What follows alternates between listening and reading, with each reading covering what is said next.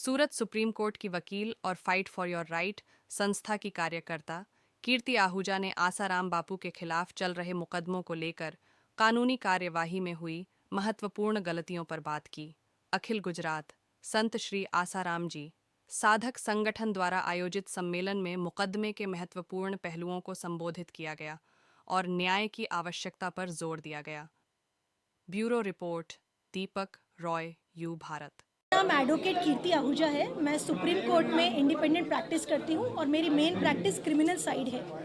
आसाराम बापू के केस के बारे में इंडिपेंडेंटली जब मैंने केस के पेपर्स देखे, जो मेरे पास सारे डॉक्यूमेंट्स आए, उन सब केस पेपर्स को देखने के बाद, एविडेंस देखने के बाद और जोधपुर और अहमदाबाद की जजमेंट देखने के बाद जो मुझे लगा कि इस केस में बहुत इंपॉर्टेंट ऐसे फैक्ट्स हैं जो बताते हैं कि आसाराम बापू ने जो क्राइम उनके ऊपर एलिज किया गया है वो नहीं किया है, और जो विक्टिम की स्टोरी है वो बहुत ही ज़्यादा इम्प्रॉबेबल है।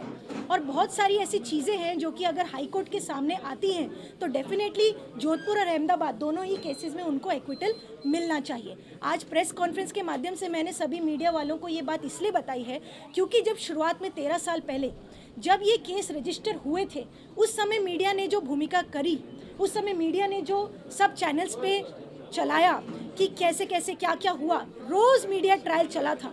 तो आज अगर कुछ ऐसी बातें हैं जो कि सामने आ रही हैं तो मीडिया की जिम्मेदारी बनती है कि आज भी वो अपनी भूमिका उसी तरह निभाएं जैसे 13 साल पहले निभाई थी।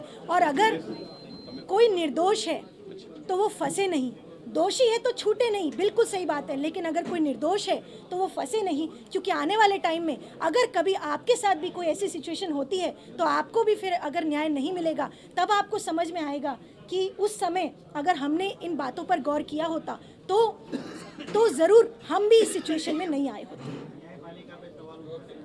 न्यायपालिका पर कोई सवाल नहीं है, क्योंकि ट्रायल कोर्ट की कभी भी कोई जजमेंट कन्विक्शन की आती है तो वो हाई कोर्ट में जाती ही जाती है, ये आम बात है। ये सुप्रीम कोर्ट की फाइनल जजमेंट नहीं है, ट्रायल कोर्ट की जजमेंट है। और ट्रायल कोर्ट की जजमेंट आने के बाद से आपने देखा होगा बहुत सारे मीडिया चैनल्स पे दूसरे केसेस में भी क्या पैनल नहीं बैठते हैं कि ट्रायल कोर्ट की जजमेंट सही है कि नहीं है।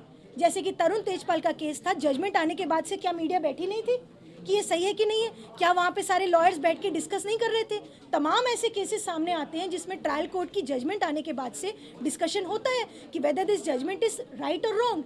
एंड अगर हम कोई जजमेंट के बारे में कुछ भी बता रहे हैं, एनालिसिस कर रहे हैं, तो दैट डज नॉट मीन कि हम जजेस को क्रिटिसाइज कर रहे हैं या जजेस के बारे में कुछ बोल रहे हैं। उनका नज़रिया, उनका एंगल उस समय जो फैक्ट्स पर था उन्होंने अपने तरीके से किया। अब हाई कोर्ट देखेगी, हाई कोर्ट बनी इसलिए है कि ट्रायल कोर्ट जहाँ पर गलती कर देगी तो हाई कोर्ट सुधारेगी। और सुप्रीम कोर्ट किस लिए बनी है? अगर आप ट्रायल कोर्ट की जजमेंट को फाइनल मान लेंगे तो देश में हाई कोर्ट और सुप्रीम कोर्ट क्यों है? इसीलिए ही है ना कि अगर ट्रायल कोर्ट की जजमेंट में कहीं गलती हुई है तो हाई कोर्ट सुधारेगी, हाई कोर्ट में कुछ हुआ तो सुप्रीम कोर्ट देखेगी।